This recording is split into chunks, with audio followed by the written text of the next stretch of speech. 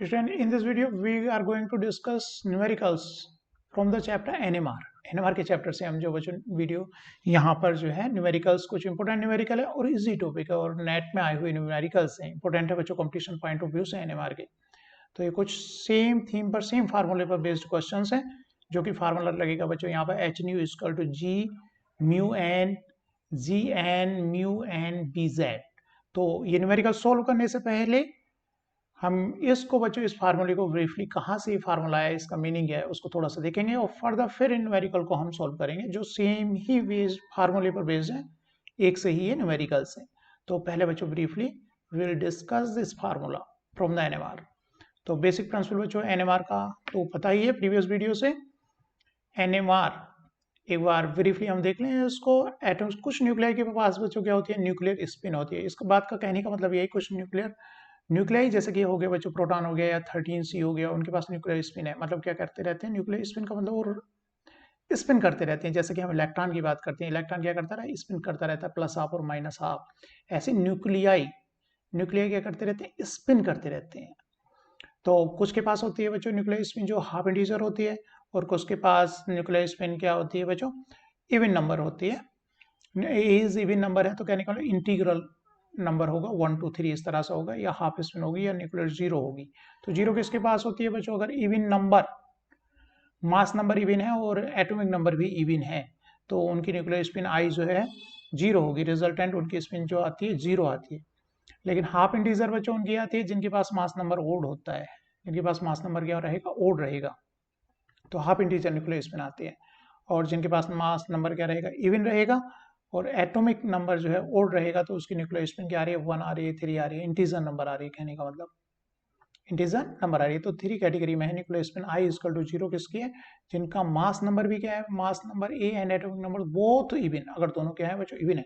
For example यहाँ पर अगर 2G4 6C12 8 और 16 हो गया, न्यूक्लियर स्पिन क्या है, 0 है। इंपोर्टेंट पॉइंट हो गया बच्चों ये, न्यूक्लियर स्पिन मतलब एनएमआर शो नहीं करेंगे वो, इनके एनएमआर स्पेक्ट्रोस्कोपी नहीं होगी, इनकी पीक्स नहीं आएंगे। एनएमआर कैसे इनएक्टिव है, या कहते हैं ये न्यूक्लियर क्या है, एनएमआर इनएक्टिव है।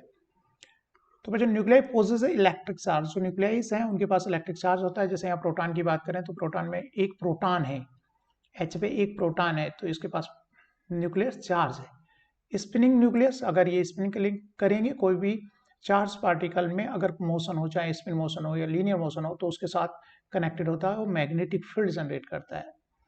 तो spinning nucleus give rise to magnetic field whose axis coincide with the axis of the spin. The nucleus can be thought of being equivalent to a minute magnet having a magnetic momentum mu. तो इस तरह से इन nuclei को हम सोच सकते हैं कि एक छोटे मैग्नेट की तरह ये बिहेव करती हैं। तो यहाँ तक हम बात करें बच्चों इसका बेसिक प्रिंसिपल की, हमने कहा कि जो न्यूक्लियाई हैं उनके पास वो क्या करते रहते हैं, स्पिन करते रहते हैं। स्पिन कर रहे हैं तो उन्हें हम क्या मान सकते हैं, टाइनी मैग्नेट मान सकते हैं, क्योंकि उनके ऊपर क्या रहता है बच्चों, प्रोटॉन है न्यूक्लियस के अंदर, चार्ज पार्टिकल और स्पिन कर रहे हैं तो क्या जनरेट करेंगे, मैग्नेटिक फील्ड जनरेट करेंगे। तो उन्हें हम कैसा मान सकते हैं, टाइनी मैग्नेट मान सकते हैं। और इन न्यूक्लियाई को जो व्हेन ये magnetic nuclei is placed in uniform magnetic field, अगर इन्हें जो है यूनिफॉर्म मैग्नेटिक फील्ड में रखा जाए तो magnetic dipole associated with magnetic moment assuming only A discrete set of orientation.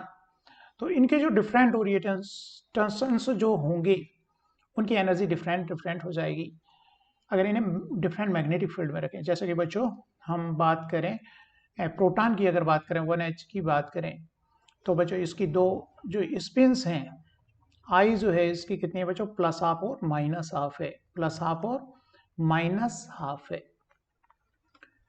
तो इसकी दो वैल्यू पॉसिबल है, 1H की टू ओरिएंटेशन मैग्नेटिक फील्ड में रखा जाएगा इसको, तो इसके दो ओरिएंटेशन पॉसिबल है, एक तो प्लस हाफ और दूसरा माइनस हाफ पॉसिबल है।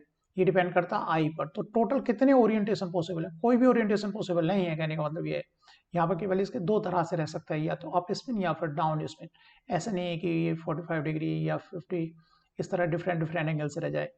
ये क्लासिकल पार्टिकल तो किसी भी एंगल पर रह सकते हैं, लेकिन ये क्वांटम पार्टिकल्स हैं तो इनके जो ओरिएंटेशन है फिक्स है। तो कितने नंबर ऑफ ओरिएंटेशन रह सकता है कोई मॉलिक्यूल, 2I+1 ओरिएंटेशन पॉसिबल है उसके, 2I+1। जैसे कि आई बच्चों प्रोटॉन की बात की है हमने, तो यहाँ पर आई जो है प्रोटॉन के लिए हाफ है, तो 2 × 1/2 + 1, तो यहाँ पर केवल 2 ओरिएंटेशंस इसके पॉसिबल हुए, जो क्या थे, प्लस हाफ और माइनस हाफ। अगर हम जैसे बात करें 14n की, तो i इजकल टू उसके लिए 14n के लिए क्या होता है बच्चों, 1 होता है, तो 2i प्लस 1 ओरिएंटेशन उसके पॉसिबल होंगे। 2i प्लस 1 मतलब हो गए 2 इंटू 1 प्लस 1, तो 2 इंटू 1 मतलब टोटल हो गया बच्चों 3 ओरिएंटेशन पॉसिबल हुए। कौन कौन से ओरिएंटेशन पॉसिबल हुए, 3, +1 रह सकता है, 0 रह सकता है और -1 रह सकता है। तो कुल मिलाकर जो ओरिएंटेशंस है, कुछ फिक्स ओरिएंटेशंस है, ऐसा नहीं किसी भी ओरिएंटेशन में वो आउटर मैग्नेटिक फील्ड में नहीं रह सकता। कितने ओरिएंटेशन पॉसिबल है, 2i प्लस 1, और इनकी वैल्यू अगर इंटीग्रल है तो इनकी वैल्यू प्लस आई से कहाँ तक मूव करती है, एक एक माइनस करते हुए माइनस आई तक वैल्यू जाती है। ऐसी अगर बच्चों हाफ इंटीजर है, प्लस आई से माइनस आई तक जाएगी, 1 1 माइनस करते हुए। तो ईच केस देयर आर कितने ओरिएंटेशन है, 2i plus 1 value of m I. The nuclear with spin has associated with it magnetic dipole moment, क्योंकि स्पिन किसके साथ कनेक्टेड है बच्चों, मैग्नेटिक डाइपोल मोमेंट के साथ कनेक्टेड है। तो मैग्नेटिक डाइपोल मोमेंट जो होगा mu, magnetic moment mu is proportional to angular spin, क्योंकि म्यू जो जनरेट हो रहा है उसके स्पिन की वजह से हो रहा है, तो वो प्रोपोर्शनल होगा। मैग्नेटिक मोमेंट किसके प्रोपोर्शनल होगा बच्चों, उसकी स्पिन के प्रोपोर्शनल होगा। लेकिन जैसे प्रोपोर्शनलिटी इक्वल की बात करें तो यहाँ पर 2 कांस्टेंट आते हैं, प्रोपोर्शनलिटी हटा रहे हैं, यहाँ पर हमें क्या कर रहे हैं, 2 कांस्टेंट यहाँ पर आ रहे हैं। Magnetic moment is equal to G N mu N I, तो ये मैग्नेटिक मोमेंट का फार्मूला हो गया, जहां जी एन क्या है बच्चों, G N called nuclear G factor, and mu N क्या कहलाता है, mu N is nuclear magnetron. तो म्यू एन की वैल्यू तो बच्चों म्यू एन कांस्टेंट है, यहाँ पर इसकी वैल्यू सारे न्यूक्लियाई के लिए सेम ही है, ये कांस्टेंट है जिसकी वैल्यू क्या है, E H cut upon 2 M P. E क्या है, न्यूक्लियर चार्ज है, H Planck constant, H upon 2 pi है, प्लांक कांस्टेंट के नीचे 2 पाई, एच कट को, और एमपी जो है मास ऑफ द प्रोटॉन है, जिसकी वैल्यू जो है बच्चों म्यू एन की यहाँ पर निकाली हुई है। ई की वैल्यू रखी हुई है, चार्ज एच कट की वैल्यू रखी है 2 into mass of the proton, तो इसकी वैल्यू की वजह से सारे न्यूक्लियाई के लिए फिक्स हो गई। पर जी एन की वैल्यू अलग अलग न्यूक्लियाई के लिए अलग अलग रहेगी, मतलब प्रोटॉन के लिए कुछ और होगी, 1H के लिए कुछ और है, 13C के लिए कुछ और है, 14N के लिए डिफरेंट है। तो ये थोड़ा सा ध्यान रखना है, ये न्यूक्लियाई पर डिपेंड कर रहा है, जी एन जी फैक्टर जो डिपेंड कर रहा है न्यूक्लियाई पर, बट म्यू एन डिपेंड नहीं कर रहा है किसी भी न्यूक्लियाई पर। म्यू एन क्या है, कॉन्स्टेंट है, इसकी वैल्यू कॉन्स्टेंट है। तो यहाँ पर ये पॉइंट क्लियर हो जाना चाहिए। जी एन की वैल्यू क्या बच्चों डिफरेंट रहती है, न्यूक्लियर जी फैक्टर अलग अलग न्यूक्लियाई के लिए अलग अलग रहेगा, करेक्टरिस्टिक है पर्टिकुलर न्यूक्लियाई के लिए, प्रोटॉन के लिए अलग, 13C के लिए 14 है। लेकिन म्यू एन जो है बच्चों ये डिपेंड नहीं कर रहा है न्यूक्लियाई पर, ये क्या है, इसकी वैल्यू म्यू एन की क्या है, यहाँ पर कॉन्स्टेंट है, म्यू एन की वैल्यू है कॉन्स्टेंट है, यहाँ पर ये कॉन्स्टेंट बना हुआ है। अगर इसके मैग्नीट्यूड निकालने की बात करें तो आई की वैल्यू जैसे कि बच्चों स्पिन एंगुलर मोमेंटम किसके बराबर होता है बच्चों, square root S S plus 1 के बराबर होता है, एस एस प्लस 1 के बराबर होता है, एच अपॉन 2 पाई। इसी तरह से आई, ये भी क्या है, एंगुलर मोमेंटम है, तो इसकी वैल्यू भी क्या होगी, square root I I plus 1। तो इसका जो फार्मूला अगर मैग्नीट्यूड निकालें हम, magnitude of the nuclear magnetic momentum is given by mu equal to G N mu n square root I I plus 1। बात बच्चों यहाँ पर जैसे कि हमने बात यहाँ की कि डिफरेंट ओरिएंटेशन होंगे, अगर आउटर मैग्नेटिक फील्ड में रखेंगे जो इसके पॉसिबल ओरिएंटेशन है न्यूक्लियर स्पिन अप, अगर प्रोटॉन की बात करें तो ओरिएंटेशन पॉसिबल है, लेकिन आउटर मैग्नेटिक फील्ड में जब इसको रखा जाएगा तो इसकी एनर्जी और इसकी एनर्जी डिफरेंट होगी, क्योंकि छोटे मैग्नेट की तरह बिहेव कर रहे हैं। तो अगर इसके अलाइन होगा तो लोअर एनर्जी का होगा, अट्रैक्शन फील करेगा, अपोजिट होगा तो डिफरेंट एनर्जी का होगा। तो इनकी एनर्जी किस तरह से निकालें हम, इनकी एनर्जी किस तरह से निकालें, क्योंकि आउटर मैग्नेटिक फील्ड में 2 डिफरेंट एनर्जी फील कर रहे होंगे। जैसे कि हम बड़े मैग्नेट के साथ कोई छोटी मैग्नेट ले जाएं, अगर उसके जो है बच्चों उसके अलाइन कर दिए तो अट्रैक्शन फील करती है, अपोजिट करेंगे तो रिपल्सन फील करेगी उसको। तो इस तरह से इसकी 2 डिफरेंट एनर्जी होगी। तो एनर्जी किस पर डिपेंड करेगी, और जो एनर्जी जो होगी, एनर्जी डिपेंड करेगी आउटर मैग्नेटिक फील्ड और उसका जो मैग्नेटिक मोमेंटम है, उनका स्केलर प्रोडक्ट ये रहेगी, उनकी मल्टीप्लिकेशन सिंपल ये रहेगी। दोनों वेक्टर क्वांटिटी है। जो मैग्नेटिक फील्ड हम लगा रहे हैं बच्चों बी जेड, जेड डायरेक्शन में, इसको बोल रहे हैं हम बी जेड। तो ये डिपेंड करेगी इसका जो मैग्नेटिक मोमेंटम है किस डायरेक्शन में, जेड डायरेक्शन में। आई किस डायरेक्शन की बात करेंगे हम, जेड जो कंपोनेंट है उन पर डिपेंड करेगा। तो आई के जो कंपोनेंट्स है जेड डायरेक्शन में क्या रहेंगे, एम आई रहेंगी। आई के जो कंपोनेंट है जेड डायरेक्शन में उसको क्या बोलेंगे हम, मैग्नेटिक क्वांटम नंबर एक तरह से कहें। जैसे हमारा जो एल होता है और फिर वैल्यूज किसकी आती है, एम एल की वैल्यूज आती है। ये क्या रहता है, इसकी वैल्यूज रहती है जेड डायरेक्शन में कंपोनेंट्स। आगे ये समझ में आएगा। तो यहाँ पर बच्चों एनर्जी जो है दोनों का, इसका मैग्नेट जो हमारा न्यूक्लियर उसका मैग्नेटिक फील्ड, मैग्नेटिक मोमेंट, और जो आउटर मैग्नेटिक फील्ड है उनका इंटरेक्शन से ये आ रहा है। From quantum mechanics the energy of interaction of nuclear magnetic moment mu with an external magnetic field B Z. तो यहाँ पर बच्चों म्यू की वैल्यू हमने पीछे देखा, फार्मूला क्या रखा है, जी एन म्यू एन आई, और बी जेड एस एस यहाँ पर आ गया। तो ये एनर्जी का फार्मूला हो गया। For the case of proton, अगर हम प्रोटॉन की बात करें तो आई इक्वल टू हाफ होता है। तो जेड डायरेक्शन में उसके जो कंपोनेंट्स हैं क्या, प्लस हाफ और माइनस हाफ। तो प्रोटॉन जो दो एनर्जी फील करेगा क्या होगी, यहाँ पर बच्चों आई हो गया एम आई, जो टू कंपोनेंट्स है प्लस हाफ और माइनस हाफ।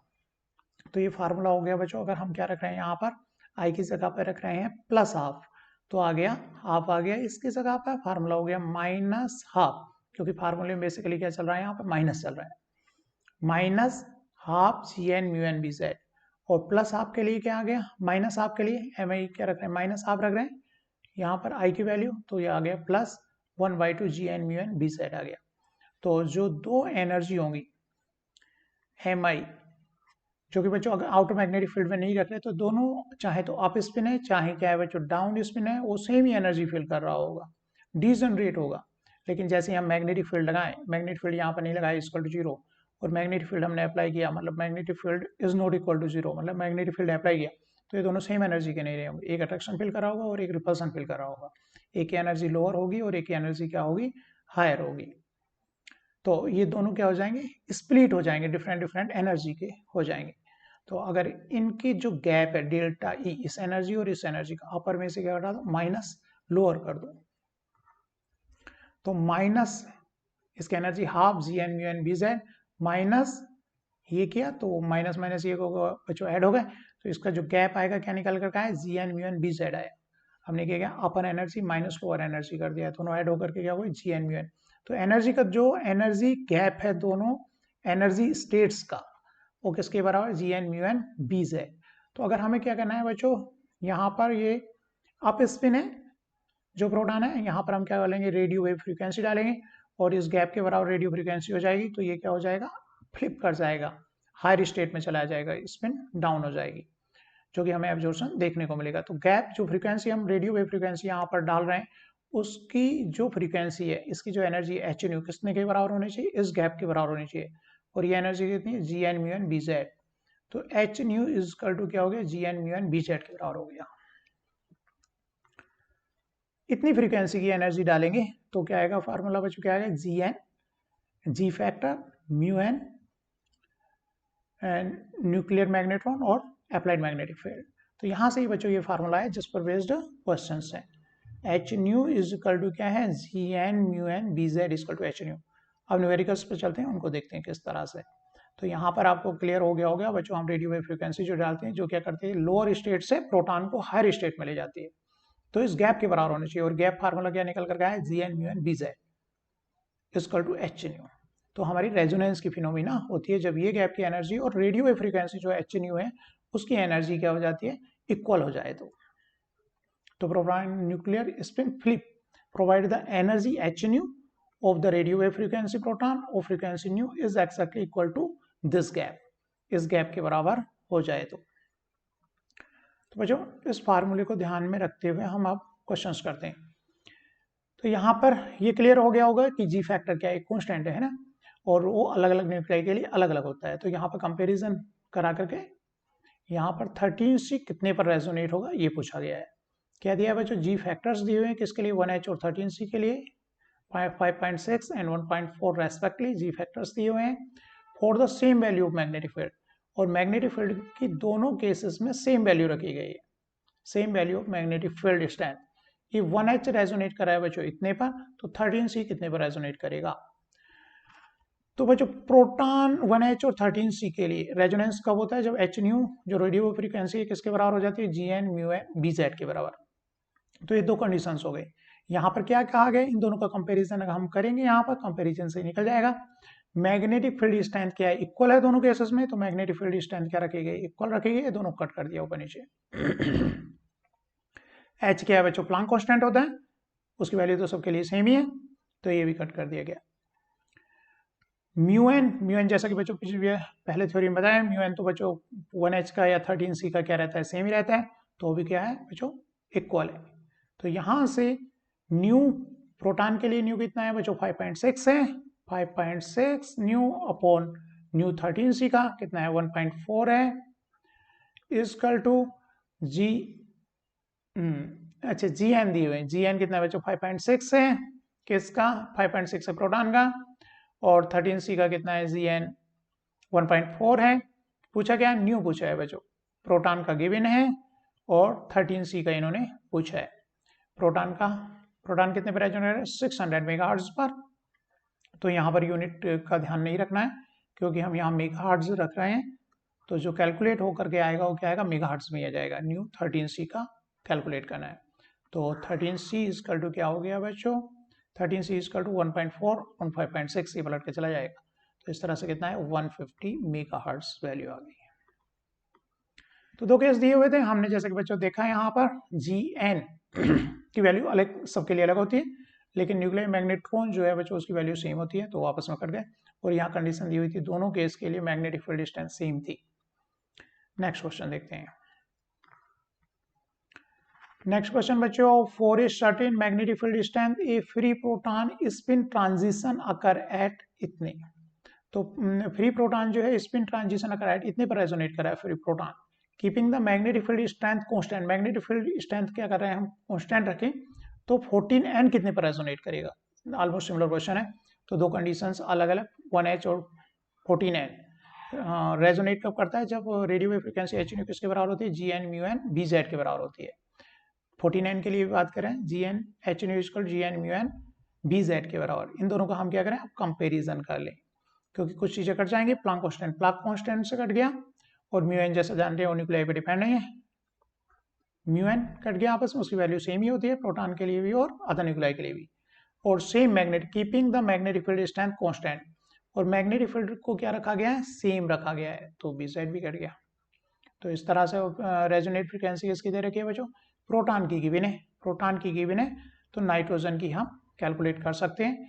प्रोटॉन की दी हुई है 700 अपॉन किसकी निकलवाई है, नाइट्रोजन की निकलवाई है, इजकल टू जी एन कितना दिया है, जी एन दिया है बच्चों प्रोटॉन का, जी फैक्टर कितना दिया है 5.6, नाइट्रोजन का कितना दिया है 0.4, और से ये पॉइंट से पॉइंट कट गया, 114 टाइम कट गया, तो म्यू एन इजकल टू जो आ जाएगा बच्चों, mu n equal to 700 upon 14 से 50 टाइम कट गया, तो इस तरह 15 मेगाहर्ट्ज जो है इसका आंसर हो गया। Next question, nuclear G factor of proton and 14n, same he question है लेकिन अलग ईयर्स में बच्चों आया हुआ है, जून 2015 में, ये जून 2017 में आया हुआ था। तो प्रोटॉन और उसके लिए जी फैक्टर्स दिए हुए हैं बच्चों, ये गिवन है, if the magnetic field NMR spectrum set such that the proton resonate at इतनी, मैग्नेटिक फील्ड अगर कांस्टेंट रखा जाए दोनों कंडीशंस में, तो 14n कितने पर रेजोनेट करेगा, तो प्रीवियस हमने निकाला है किस पर रेजोनेट करे, 50 पर, टू डिफरेंट कंडीशंस है, उनका कंपैरिजन करके हम निकाल सकते हैं।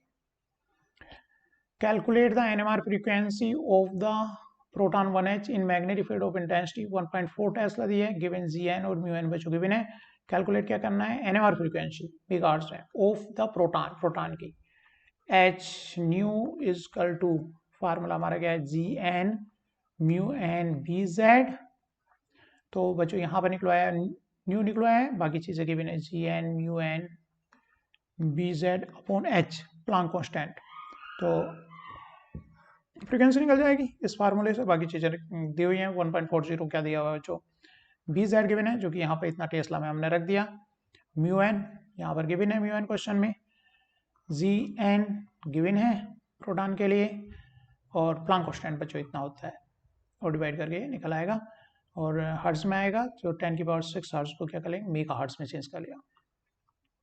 Calculate the magnetic field strength, h nu is equal to G N mu N B z. क्या पूछा है इस बार? इसको कैलकुलेट कराया है, इसको हमें निकालना है। तो बी जेड इजकल टू क्या हो गया? B z equal to H nu upon g N mu n हो गया। वैल्यू सारी गिवन है। 60 मेगाहर्ट्ज को आप हर्ट्ज में वहां पर 60 इंटू 10⁶ कर लो। जी एन दिया है बच्चों, म्यू एन गिवन है, जी एन और म्यू एन गिवन है, टेस्ला में आंसर आ जाएगा। प्लांक कांस्टेंट रखा, एच न्यू जो 60 इंटू 10⁶ ये गिवन है, जी एन 5.27, म्यू एन भी गिवन है जूल टेस्ला। तो इतना आंसर आ गया 1.49 टेस्ला में आंसर आ गया। इंपॉर्टेंट क्वेश्चन है, आई होप समझ में आए होंगे।